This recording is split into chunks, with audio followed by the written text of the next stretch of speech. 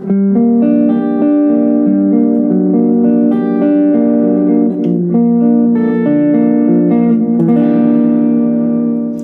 everyone, and welcome back to today's episode of Shred and Soul. I'm Shred, aka Kevin Wood. And I'm Soul, aka Wind Hughes. And this is Cosmo, our son's puppy, who we are puppy sitting for, and he's going to join us today. Now, what kind of puppy is that?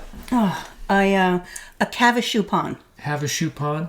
A Cavachupon, if like I'm saying it correctly. Gray Poupon? It's like a Gray Poupon, yeah. He's a little boutique kind of dog.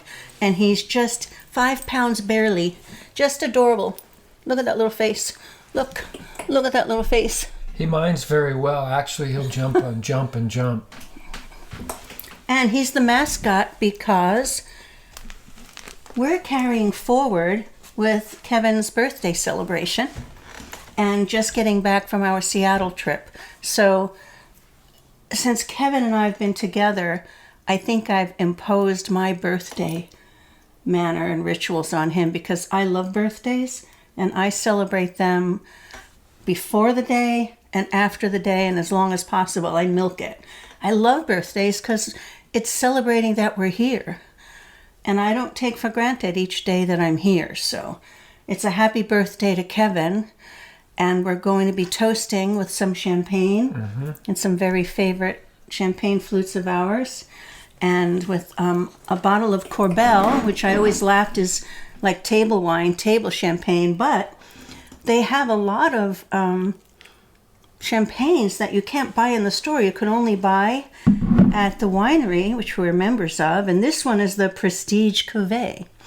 And some of my favorite ones are the Master Reserve and Premier. And those are, the more expensive Corbel wines, champagnes, but they don't sell them in the store. So we had to open this last night and test it, right? Right. Well, it is our last bottle. And today we're going to go to Corbel and pick up our shipment. Yes. So in honor of us being members, it's kind of a fun thing to do. And so much so that even Cosmo has... Right? Your little toy? You're a Corbel dog, right? So I'd like to start with, how about we do our champagne first? Before we do that, could I bring up a suggestion maybe? And maybe our viewers would enjoy maybe a small reel. Of what? We can put together with this dog doing tricks.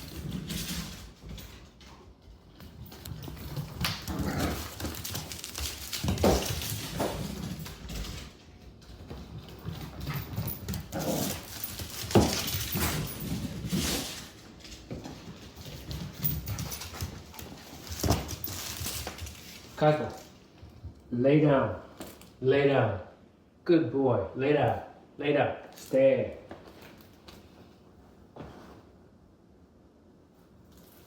Go get it.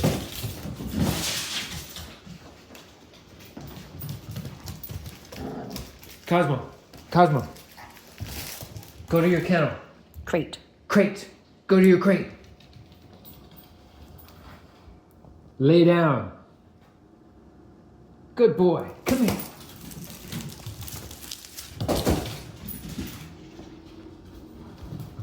Pretty darn cool, huh? And is that why you like dogs? That's why I like that dog. And we'd have to credit Justin for being an amazing dog trainer. So if you'd like to do I'm that, going to ruin all of that training in about 5 minutes. You think so? You're going to show off? Okay. So do you want to pour? Yeah. I'm going to make today, this is mango orange juice, and I like all kinds of champagne cocktails and mimosas, and this is mango orange, organic mango orange that I add to mine. I don't know if you want it on yours? I'm on the fence. Okay. But if you notice, guys out there, I did grab her glass first to fill it up before I did mine. So there's a tip. Chivalry is still here in some ways, I guess. Yeah. Oh, Okay. Look. You got to sip some off the top. Oh, I'll wait till we toast then.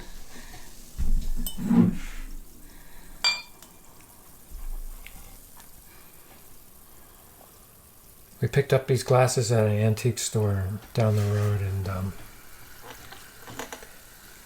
they're pretty festive.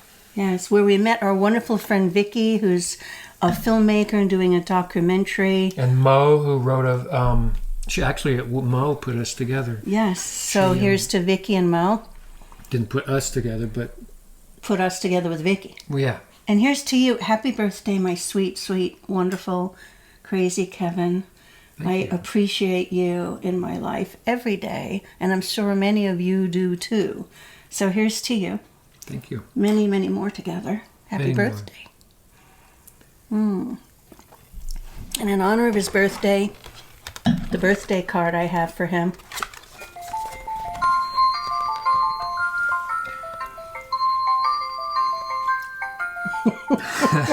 I love musical birthday cards. Sing along. We should have a bouncing ball. This is a bouncing ball.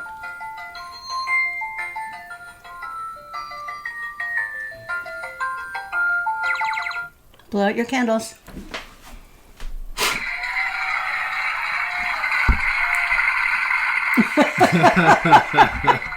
Yay! Aren't birthdays fun? Yeah, they sure are. Mine's been going on for quite a while. I mean, how many? Yeah. Or this particular days, one. Oh, I'm going to do my mimosa. Do you want some? I think I'll just enjoy the straight champagne. All right, I have to gulp a little bit to make room. Excuse me. Oh, I'm such a champagne girl. Okay, here's my orange mango added to this, which makes such a wonderful, refreshing cocktail, champagne cocktail mimosa in the summer. Maybe I'll have some of that. I love it. If you haven't been to the Corbell Winery, they have a wonderful free film about the people who created the winery, the two brothers. And it's an amazing story of two young men who came here through all odds. From what, Czechoslovakia or something? I think it was something like Hungary, Czechoslovakia. One broke out of prison. Months to get across the ocean Yeah. and bring equipment or money or something. I don't know. However they did it. One of them it. got arrested down and going around the Horn. It's before the Panama Canal. Yes. We're talking a long time ago, and yeah, it's quite a story. Blows my mind to hear stories about these people who settled.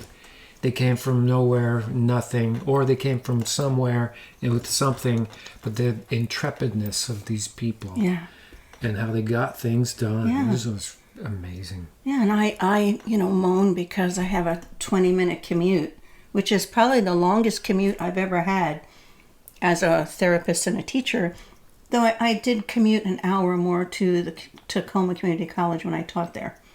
But that was for a short period of time. But I moan about having to get in the car and drive 20 minutes. And I drive through redwood forests and vineyards and the most beautiful scenery. And so to these folks way back then, who they took a 2-year boat ride to get here and then had to travel cross country and all kinds of stuff happened to them.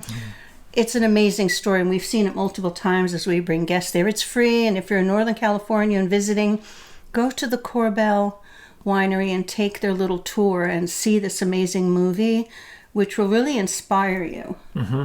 Yeah, it inspired me, but hats off to the pioneers. The Corbell brothers. I mean, for all of the environmental damage that they did, they built what we take for granted today, and I don't know. I kind of see them as like the first wave of hungry ants that are going to come and colonize and just like change things around, and we all come in and follow. And they leave a trail of scent. Yeah. Yeah, pretty cool story. Yeah, I'm not going to do a land acknowledgement. What does that mean? Well, I said colonize. Oh. I'm not into that, but it is true. It's a good story. Mm-hmm. So what we wanted to do today, we ready to jump in? I did a chat GPT search about a number of things about podcasts. So one of the things I asked was, is it most effective to viewers to answer questions periodically or to have a Q&A, like one podcast a Q&A, and they said it depends. So we're exploring different ways, and we answer a lot of questions in each episode as the questions come up or comments come up. But today we're going to do a Q&A with questions that have come in emails or comments or to us personally. And there's some consistency. Some questions repeatedly come up in a variety of ways. So we're going to answer those too. So who wants to go first? Well, I'll go first. So a lot of people have been asking about Brian. He's taken a blow to the head, and he has suffered some brain injury, traumatic brain injury. So he's slowed down quite a bit. He's not currently composing or performing, but he's still Brian, and he's actually trucking along. He's a survivor. He'll probably outlive us all. And for those of you who may not know, Brian was your bandmate. Besides being your brother, you're an Andy's brother. He was Kevin's bandmate in 2 bands, right? Fire Ants and Devilhead. Yeah, Devilhead. We put out 2 albums with worldwide distribution and toured a little bit. And then Fire Ants, of course, we talked about Fire Ants in a previous episode with Dan and Chad were in that too. So actually Dan was in Devilhead, but I digress. Brian's doing okay. Let's see, I'll do the next one. We're going to alternate these. The next, we had a lot of questions, and we went through and picked out the ones where there were maybe multiple people asking that question. So one of them is, why don't we do more ghost videos? Why don't we do more ghost videos? I'd like to do more ghost videos. I'm sorry. You do? Yeah, I enjoy doing that. I think one of these days we'll have amassed irrefutable evidence that there are spirits on the other side communicating with us. And cultivation is key in this kind of thing. You know, I think we all have an innate ability to connect with the other side, but the more you use it, the more refined it can get. So more, please. Well, I like doing the ghost videos too. I think one of the reasons for me that makes it difficult sometimes is that we'll go out with our equipment, which you've all probably seen, or if you're new, go back to some of the old episodes to see the equipment we use. And sometimes we don't get anything. So it's sort of a beautiful day, kind of boring stroll through the cemetery or wherever we are. So maybe it would be better if we were to do a podcast with snippets of different days instead of one day, so that we can edit out some of the days where we're strolling around and don't get any responses or readings. That might be more effective. And if you want more ghost videos, which we love to do, comment and let us know. Yeah. Let us know if you want more ghost videos, because I'm kind of chomping at the bit. Yeah. You know, we're trying to come up with content for everybody and experimenting with this and that. well, we do ghost hunting on our own. And we did take our equipment, some of it up to Seattle last week, and didn't include our walk around the cemetery on Bainbridge Island, but we did Just the to kind of 2 stuff different that sites. we normally do anyway. Because We're normally ghost hunting. Yeah, we usually always ghost hunt no matter what. Yeah, our kids think we're crazy. But, so we hear you, and we will try and include more of those. Yeah? Yeah. Okay. Now, one question, I'm going to skip down because we have a few of them we wrote down to make sure we include. One was, Stephanie asked, after viewing one of our ghost hunting episodes, she asked why Eugene, who was one of the spirits that came through, why we told Eugene he was dead when he asked if he was dead, because she felt that he had a lot of, I guess, living energy, I can't remember her exact word, left. So why did we tell him he was dead? And that's an interesting question, Stephanie. And for me, in life or in ghost hunting, honesty is a big thing to me. And there may have been a lot of energy there for Eugene, obviously, because he was there having an intelligent exchange with us. but he isn't physically alive. And sometimes people are stuck, they're confused, and just hearing that they are dead and that they have the possibility of going forward is very helpful to them. So for me, answering honesty might be helpful, potentially is helpful to a spirit that's stuck here or unaware, in helping them go forward. So that's my answer as to why I answer honestly when someone asks if they're no longer alive. What do you think?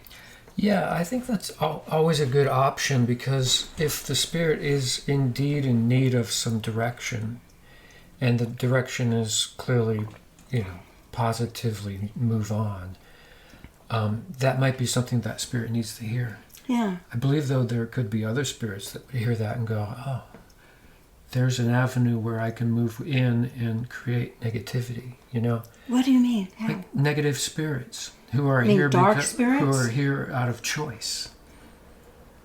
Well, then they already know Exactly. they're deceased. Mm-hmm. Yeah. Okay, so that was another ghost question. Let's see, what was next? We had a lot of questions. We get this in our life, and we've gotten them in emails. Some sweet comments. Sunny had some sweet comments about our relationship, and other people have directly asked how it is we get along so well. One person said that they can see our videos and they feel like we're madly in love. And other people have said we get along so well. And another person said, do we ever argue? So we thought we'd put those together and answer those questions. We never argue, and we are madly in love. I'll drink to that. Champagne might be part of the reason. Oh, well. No, Kidding. We get along. We get along very well. We hardly ever really argue. We talk about We things and express have differences. Different viewpoints from time to time. And Yeah. it hasn't always been that way. And I think that part of the trick to staying together is growing together, yet growing individually. It's your responsibility to grow for yourself, and it's something that can be appreciated on both sides. And so being reborn every day, every minute, especially more noticeably year to year, I think that we've both managed to evolve personally in an inclusive way that gives our relationship a lot of strength. And that makes me think of an interview, which I may have mentioned in a different episode, with Marion Woodman. She was a guest in our book, my first book, Daughters of the Moon, Sisters of the Sun, along with Robert Bly. They used to work together doing archetypal work, Jungian work. He was a poet and teacher, and she was a therapist. And when we interviewed her, after the interview was over, she and her husband had been married, I can't remember now if it was 40 years or a long time. And I asked her how the heck she did that. They did that. And one of the things she said, which I really found valuable, and I certainly hold with us, is that she and her husband would, on their anniversary or sometime after marking a year's passage, would decide if they were renewing their vows. And part of that was the understanding that people change constantly. And the person they married in the beginning isn't the same person they're married to now. And then even a year later, the person they're living with is a different person. And I could say, I feel that's true for us. Mm-hmm. The person that I knew in passing a zillion years ago in Bainbridge when we weren't together, that's not the same person you are now. Your inner being might be. And then when we got together 16 years ago, I would say both of us have made lots of changes and evolved our intention, and I think our inner being is very much the same, which is what I was so drawn to in you. Like, you're such a wonderful human and such a loving human. Yeah. And vice versa. I think a lot of people want the person they're with to be the same person they married. And even though I know you, Kevin, are the same inner human, you're the same soul. My soul touched your soul, and we knew even before we got back together 16 years ago. There was something we sensed in each other that drew us to each other, even back in the day. And then when we reconnected, that flame was there, and then we fanned it, and it grew. That essence of you is the same. And then it reminds me also of when I used to work in a nursing home, and I would do therapy and different kinds of social work with people. I would ask them off hours how it is they stayed married for so long, because many of them were 90s or more. And they all said very similar things, and there was a theme. And part of that theme was, you have to trust the person. That has to remain constant. Love comes and goes and changes. You might be in love one day, but not feel in love another day, but still love that person. But as a couple, you have to trust that person. And that when trust is broken, it's very difficult to reestablish, though you can. And one of the things that means to me is that the same way, love is unconditional, behavior is conditional. Trust is unconditional. Like, I trust you implicitly. I also know you are human and you will make mistakes. And I also hope that you hold me in the same way. I fuck up sometimes.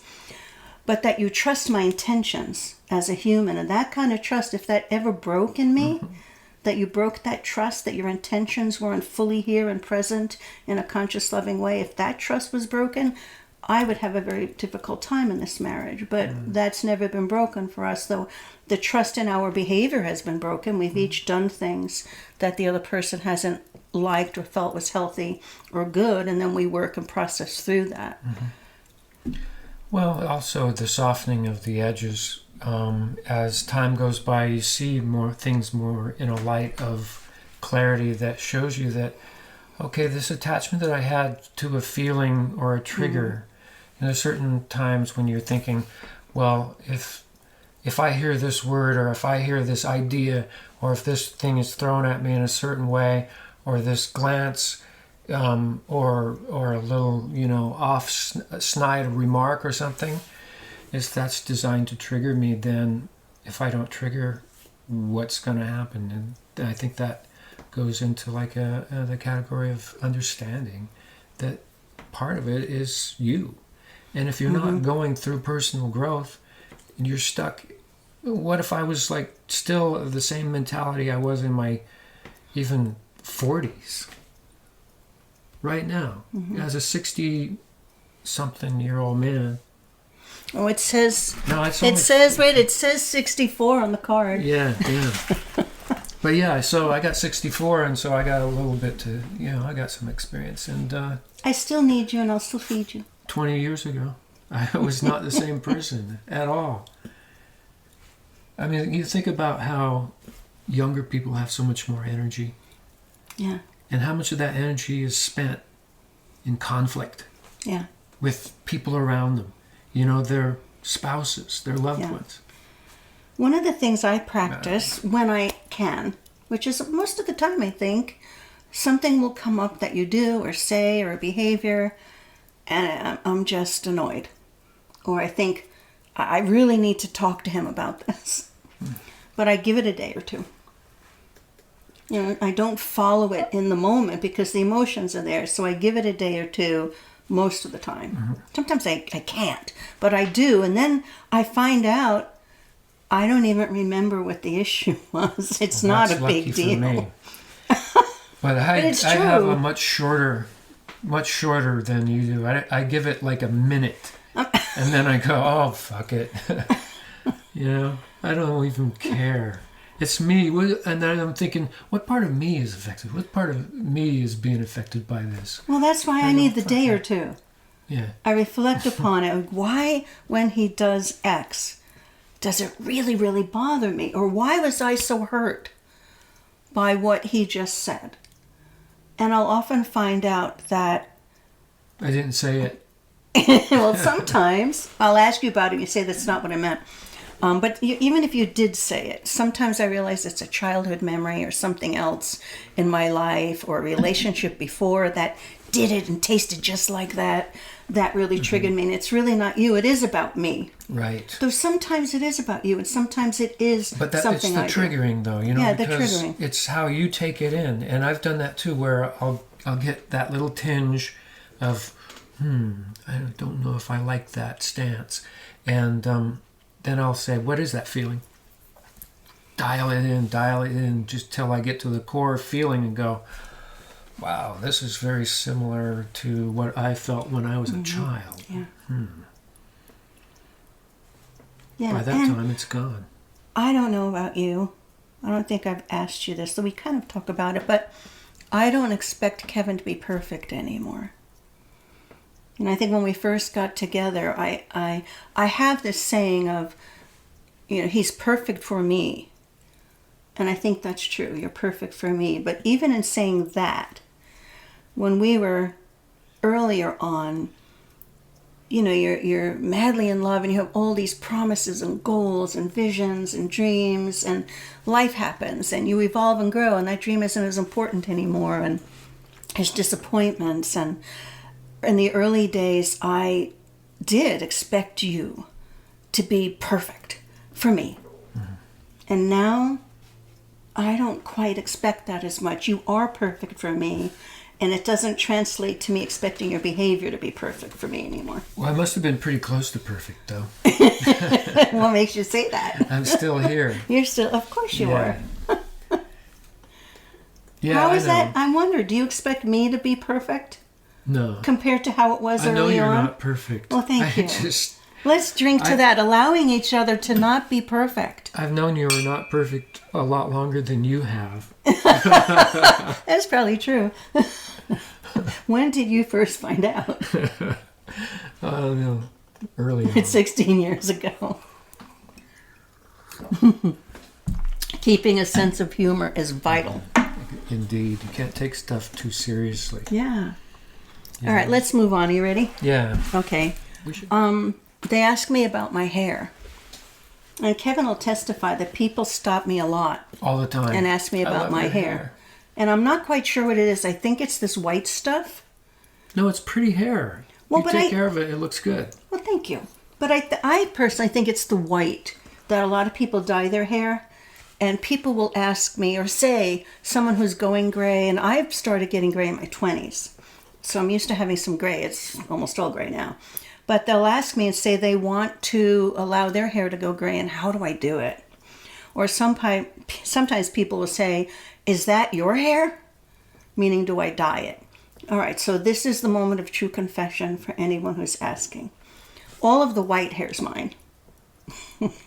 There's a bit on the top that a wonderful woman kind of threads a little highlight of brown. But the big white in the front has always been big white streaks down the front. And then the back's more salt and pepper. All the white and the kind of brown in the front is mine. She does add a little bit of highlight on the top only. So there's a little bit of brown added. All the white is mine. I've earned every bit of it. And I really love being able to be comfortable with it. And I wonder sometimes, how would it be if I didn't have her highlight some of these top strands anymore? What would that be like? And probably one day soon, I'll do that because so much of it's white now. But people do stop me because women are always wondering about how someone gets to the point of letting their hair be gray. And I know that's something you struggled with, is how to let your hair be natural with the graying. Yeah, I know. As a rock star, you don't show up gray, right? Well, you do In the early if you have days. hair, but that's the thing. Most people who are on the hair losing side, right, or hair deficients. Is that a new woke term, hair deficient, Yeah. as opposed to going bald? Exactly. We got to make sure we don't offend anyone. I think I need a little more champagne for the rest of this. Oh wait, I still have plenty. Never mind. Okay. I'm going to add some mango. Let's touch up a minute. Excuse us. Do you want a little mango? Yeah, I'll have a little. Really more. encourage this mango juice in your cocktail. It's good stuff. So what I was getting at is my hair is so depleted in the back. I have to comb it over and spray it, otherwise it just looks awful. And so I don't have people stopping me on the street saying, "Hey, your hair looks great." Well, I think it's because I have a lot of it still. But this is literally about a third of my hair. So it's a relative thing. You know, when I look at pictures of me from even back in the Bainbridge days when we first knew each other, I had so much more hair and it was so much longer. It was amazing. I look at it now and realize this is maybe a third of it, though I'm still very grateful Thick, that I have it. dark brown hair. Yeah, thick. Lots of it. But gray in the front still, even Yeah, then. it still had that charming little... White wisps. But my granddaughter now will let me know, Omi, I can see your scalp, or I can see through your hair. It's nothing like a young child to let you know how you've aged, whether it's pinching my skin and saying it's wrinkly or how my hair is thin. But yeah, so again, thank you for the questions on my hair. Most of it's mine, and I appreciate still having it. What's left? Yeah. Here's to the hair. Here's to hair, and may you keep what's left of yours too. So far, my rate of loss has gone way down. But I do love this hair. I find beards and men very sexy. It also covers up a lot of aging. See, I can't cover that up. I wish I could. There I am, right there. Oh, I forgot to do this because you know, ladies, women, girls, when you have this, if you do this ahead of time, the lymphatic fluids go down. Now watch this. You do that when you're young, like in your 20s? No, I do it every day now. Oh. Now watch that. Doesn't that get better? Huh. No? It does. Yeah, it does. Tell me it does. It does. So practice that in the mirror.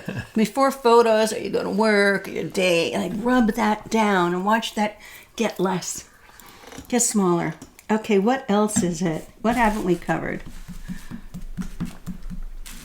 We had an initial list. This one. You've answered this before, but it keeps coming up as a question. What is that? What does 333 mean? Oh, 333. A trinity. 333 related to malfunction. Yeah. Yeah. It was like a malfunction with me and Andy and Regan was a 3-piece band. So that 3 was in there. The Trinity was mentioned during talks about 3. The Father, Son, and the Holy Ghost. That idea, that concept, not necessarily literal.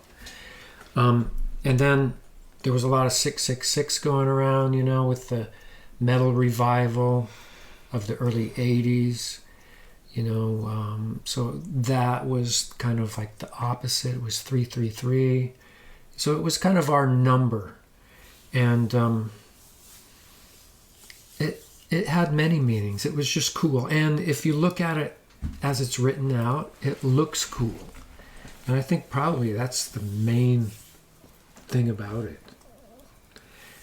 Andy was very creative in the way he drew things out. The 333 was all over everything and mentioned all the time. So it is kind of a cool thing to see. And when you start noticing it, you start seeing 333 in a lot of places.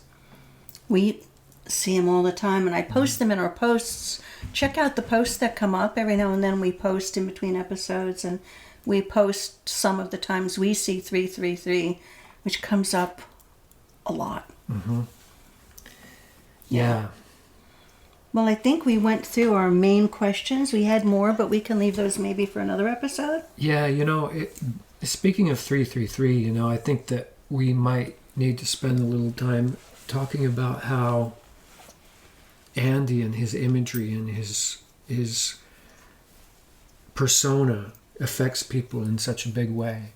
I'm always hearing about people saying, the spirit of Andy is with me, guiding me. We have a lot of comments about that. Lots of people feel that way. Yeah. Yeah.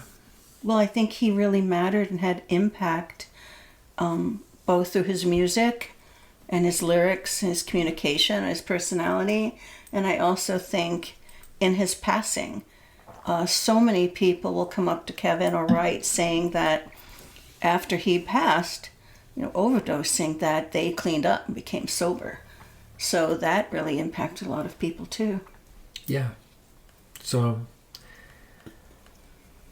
that's probably like something we could do an entire episode on. Yeah. One question. Can I throw in another question? Yeah. Okay, it's not included in our first round. I think it's in our second round in case we run out of things, which of course we wouldn't because we could talk forever. One question was, why do you like cats more than dogs, or do you like cats more than dogs? So as you can see, we like dogs. I love this dog in particular. Love to babysit this dog. He's cute. He's fun for a little while, but I would never own one. Why?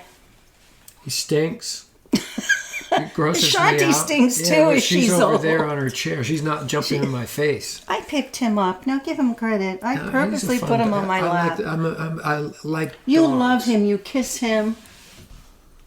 You kiss him when you pick him up. He's all wet.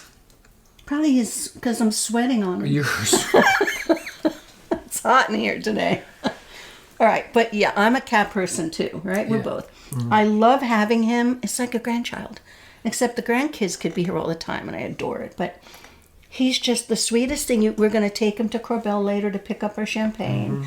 We don't take Shanti much just because she's not happy walking around. She pulls and yanks. She doesn't want to just walk. I would take Shanti on a plane any day. Yes. And over I at would home. be worried about taking this thing because this thing would yap and whine, probably shit in a little box. or This something. thing, Yeah. Well, no. Cosmo. I like you, don't I? Do you know I Go like ahead, you? give him a little kiss. He kisses him all the time. I let don't kiss pull you. him. You I do wash too. my hands after I pet him. That's true, but so do I. Anyway, we're both cat people. As much as we love dogs, and his mom Tony I don't has kiss a the cute cat little either. dog Bookie. He's really sweet too. You kiss Shanti. I get close to her and Yeah, say, and you nuzzle her. I don't kiss the cat. You talk baby talk to her. Well, sometimes it's the only person I talk to all day long. That's true. So yeah, we do like cats. I like cats because I think they have a more of an intuitive psychic development. So vibrationally, I do believe there's a spiritual, more esoteric aspect to cats. Some people than there are consider them dogs. protectors. Yes, protectors and sacred, and I do feel they're more attuned to those levels, and maybe that's why I'm drawn to them. I've had dogs. I've had a wolf hybrid. And the wolf hybrid had a keen sense of that too. Really enjoyed her. Our previous cat, Leo, had a sore on his side that wouldn't heal. And at the time, I had a lipoma on my side that wouldn't go away and was protruding from my side. And they were like, if I was a cat and he was a human, we were laying side by side, we had the Same spot. And that cat would come and lay right where that was. And I don't know why or how or anything, but I know that cats can sense things in you, and when they come and when their minds are clear and they're not hungry and they want to protect you, they'll come and share their energy with you. So they're healing. Yeah, they're healing. They also know when you're gonna die too. Yeah, and they can sense, but so can dogs, certain illnesses. But we're cat people. I like the nature of cats. And I love the natures of dogs too, but dogs take a lot more care and work. They do. I have to let him out and walk him like every hour and a half, multiple times. He's a little dog. He's a tiny dog. And with the cat, we just clean her box. You do the maintenance of the box. They're much less care. You can leave them alone when you need to be gone a while. She's easier to take with us when we do. They sleep so much that they don't miss much, No, they don't miss us much. But for me, it's more of an energetic thing. I think they are of a different resonance and spiritual plane than dogs are.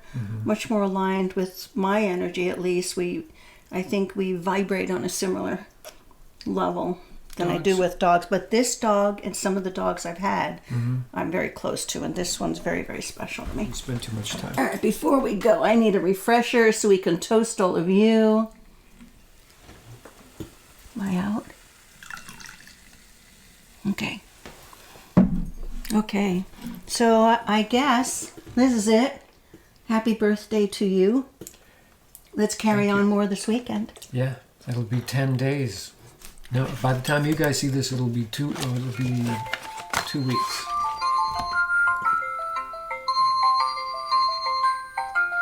Don't remind me.